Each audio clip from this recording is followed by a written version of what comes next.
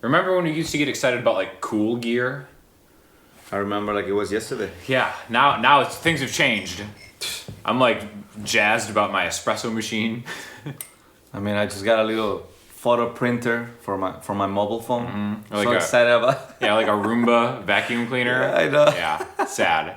So we're gonna take a walk down memory lane and talk about some of the musical gear that changed our lives. Changed our lives. Because in my experience, the stuff that you get when you're first starting out is like the most joyful thing that like you'll ever really experience. It's amazing.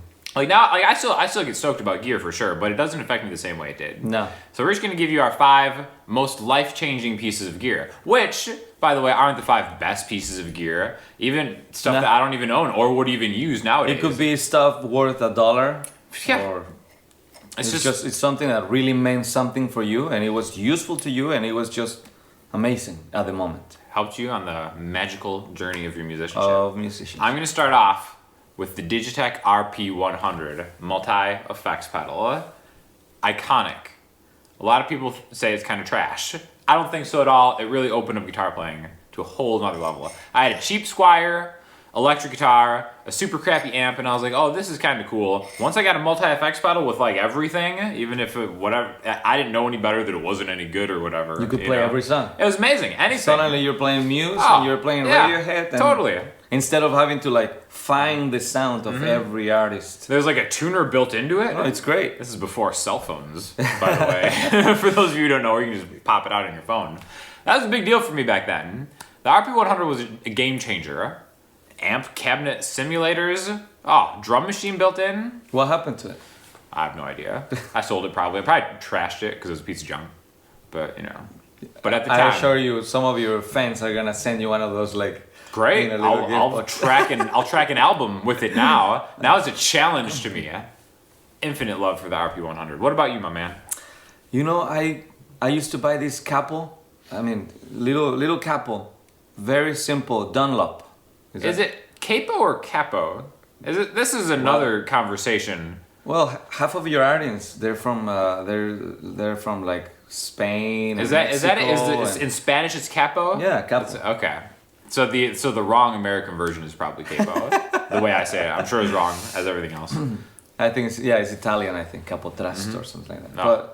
But I mean it's just a capo, right? And whatever. Yeah. Tiny, cheap. But I will lose it every like 2 weeks, and I was so excited to go get another one. I mean, open it from the little package, you know, when you like tear the cardbox part in the back cardboard. I mean, yeah, sure. And then you just like take it out and brand new. You smell it, and then now you can play again your songs with the capo on the 2nd fret, 3rd fret, 5th fret, 5th fret. Go you crazy. You name it. New capo day. New capo. Oh, how I yearned for new capo day. He gave me so much joy, and I was like. And I would get to the gig and I'm like, oh, my capo, where is it? Mm-hmm. The worst to lose a capo, but next week I would have another one. Now he's just got cabinets full of them. Yeah, now it's whatever. The funny thing is I still have that one. That's amazing. I keep it on my back in case I lose my main capo, because now I have one that is very easy because it has a clamp. Spring. Yeah, so you can just like clamp it. You know? That's great. Yeah, I still keep it in case I ever lose my main one. Yeah, my first one was just like the rubber bar with the multicolored thing that you'd wrap around and like, yeah, it was ridiculous. Yeah.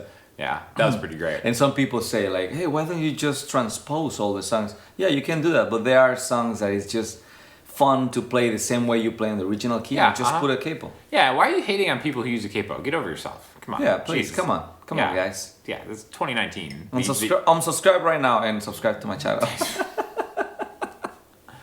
Strange plug. my first Stratocaster.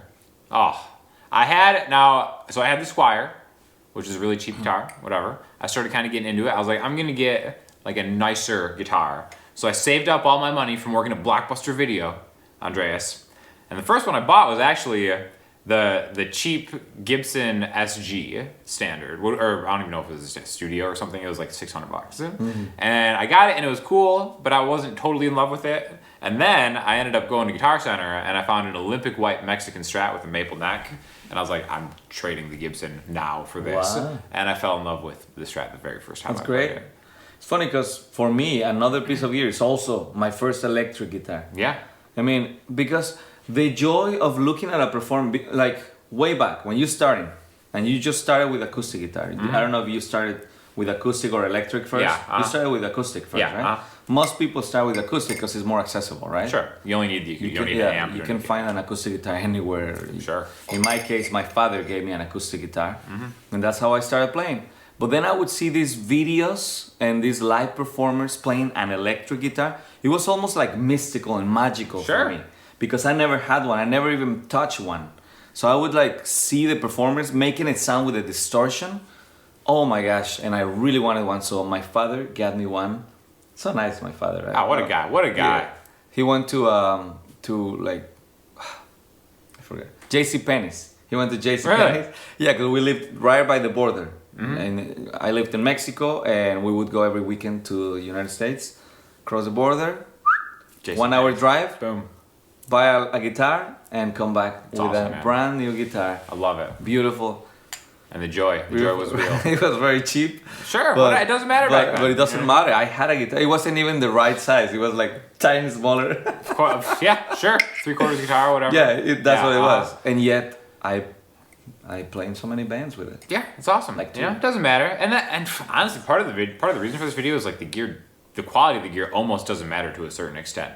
You know, it's like how you choose to use it. You know what I mean? I got so much done with all that stuff. And it's the motivation and inspiration it brings you. Totally. The joy, the inspiration. Like my first standalone effects pedal. Once I was ready to get on from the multi-effects thing, and I was like, all right, I'm gonna actually start making a pedal board or something. I bought an Electro Harmonix Big Muff. Oh, you've never heard of it? Are you kidding me? Oh my gosh, you need to be educated. It's the greatest distortion fuzz pedal. Is it? Oh, it's iconic. When I got home from Guitar Center with that Big Muff, I was like, things are happening for me. Things are going my way from now on. Sustain all the way up. Tone at noon, whatever. Oh, so good. Love the Big Muff. I will always have that Big Muff. It's not on my pedal board because I have a Fuzz Factory now, but that's what's up. My first real pedal. For me, my first bass guitar. Yeah. An Ibanez. Sure. And it was just a regular 4-string. I don't remember how much, but cheap, you know, like $250 or I forget. But I loved that bass. And then a guy showed me that you could remove the frets. Like there was a guy that could take away the frets. So like, really? Like make it fretless? And they're like, yeah, but you have to play the exact note if you want to play a fret. I'm like, well, I'll try it. That was my main bass for years. I recorded the album we did, the album you recorded, Universal Universe. You rock the fretless. I suck at fretless. If you've never played a fretless instrument, it's a different ballgame. It's a different. You have to like play exactly where the note. And honestly, it's a great way to train your ear too. It is. You know what I mean? So yeah, I love my fretless. Fretless bass. Too bad I sold it, but I'll get a fretless at some point. Maybe one of the. It is funny how like we're remembering these and like having great nostalgic moments. Yeah. But like, oh, I'm gonna sell that. It's gone. It's you know, crazy. and it's so funny. And if you think about it, all the gear that you love the most is probably gone. Yeah, it's probably gone. It's probably gone. And now you have stuff that's like better, quote unquote, more expensive. Exactly. And it's like, you know, and it doesn't give you as much joy because you don't even think about it. Yeah, it's pretty funny. I remember first getting into like recording, because I really got into recording quickly, you know, and I got again, Blockbuster, saving up check after check. I went in the store, I got a Tascam 2488 Porta Studio. They had the CD burner built into it. Wow. And it had like, oh my gosh, it was so ridiculous, the learning curve to doing things, and I wasn't doing anything correctly, but I just remember being completely tangled in chords from every direction, and then like doing these complicated hotkey button pressing maneuvers, and just being up like all night, just kind of like messing around with that, you know. And it's so inferior to using like Logic or something. And yet, but I was like it brought you so much joy. Yeah, all through the night. I would never do that with Logic. I'd just get pissed at it and probably like throw my iMac out the window or some junk like that. But that thing, I was like, oh, whatever. Read the manual. Tascam 2488. Love it. Oh, my Bose system. Yeah. My Bose system is, I mean, it didn't bring me as much joy as... It's not like a youthful, nostalgic joy. But It's the not, Bose exactly. L1, it's not the same nostalgic experience we were talking about. Right. Because it's more recent. And it kind of changes the way you appreciate things as you age. Totally, you know? yeah. But right now it's bringing me joy just not having to spend so much time setting up. Yeah, I gig with the same system. It's the best. It is great. It always sounds great. I never really have issues. The only issues I have are user operated error. And when I had an issue, because I bought through a company that offered me 2-year warranty, then I have it fixed, so it's perfect. Yeah, Bose L1, great stuff. So that's good. I mean, but another youthful one, like, do you have another one? I've got, well, not so much youthful, but this is more recent for me. Oh, is it? And I think it almost kind of like is a milestone for me just improving as a musician, is really getting a boost pedal. That kind of changed the way that I hear my guitar, especially my Strat. I got Walrus Audio sent me the Emissary boost pedal, and it has like an EQ kind of into it. And ever since I started playing with that, I'm like, my Strat sounds so good now. And all my guitar, even the humbuckers sound better through that boost, and like hitting different pedals with like the boost on, hitting the amp in certain spots. And that's something that I know I wouldn't have appreciated. Like if I would have gotten that when I first started playing, I would have like, okay, this is louder. But just because I naturally don't have a great ear, I had to like improve my ear over time, like painstakingly. And now I'm at the point where it's like, oh my gosh, like I can really hear. You can really hear gain staging and stuff. And I think getting that boost pedal and really like understanding it was almost kind of like a rite of passage for me as a musician to kind of like really sonically understand everything from, you know, what I consider an advanced level, I guess. Boost pedals, underrated. Slept on pedal award, the Walrus Audio Emissary. Do you have a final one? Round out the top 5? a good guitar stand. Definitely. Done. Because you don't want, the last thing you want while you're performing is to put your guitar on a stand and it's wobbly and suddenly falls. Mm-hmm. It happened before to me. Sure. Something else that is like hard to set up. A stand can be hard to set up if you're gonna be doing it every day. The first time I got this Hercules foldable stand, it's so easy. I still use it. Yeah. I've had it for years. It breaks down. It's flat. Just like. And it's the simple things like that. Simple things like that. My guitar stays there. It has never fallen. It always stays there. It's easy to put away, and it looks great. It's safe. It's just. Yeah, I'm the same way with just like guitar stand. Like the quick boom stands and stuff like that, because you don't know how bad your crappy stands are until you get a nice one. Mm-hmm. You know, then it's like, God, I was like wasting. And I get it. It sucks spending like $80 on a stand.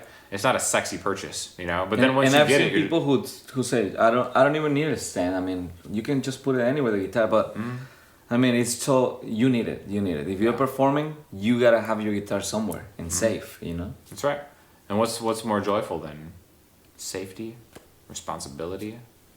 Man, I love it. So that's it, man. Please let us know what your favorite, most life-changing pieces of gear are. And then head over to my man's channel, Andreas Collin. Thank you. Great vlog work over there, my friend. Thank you very much. Excellent vlog work. I appreciate it. I've been learning from the best. In YouTube. Not me. Oh, yeah, like actual YouTubers and stuff. Well, because you don't vlog as much. But you looked at me like it was like I've been learning from the best, and I knew you weren't talking about me. No, I knew you would say something. Yeah, so it was kind of a shock. Actually, you were the one who pushed me to start doing more video. Like I always wanted to do video, but you're the one who said like, yeah, just do it. So I started doing it. Look at you now. And you taught me some stuff on how to manipulate the audio recording interface. So you did learn from the best. I did learn from you a lot. My guy. Thank you. Until next time, everybody.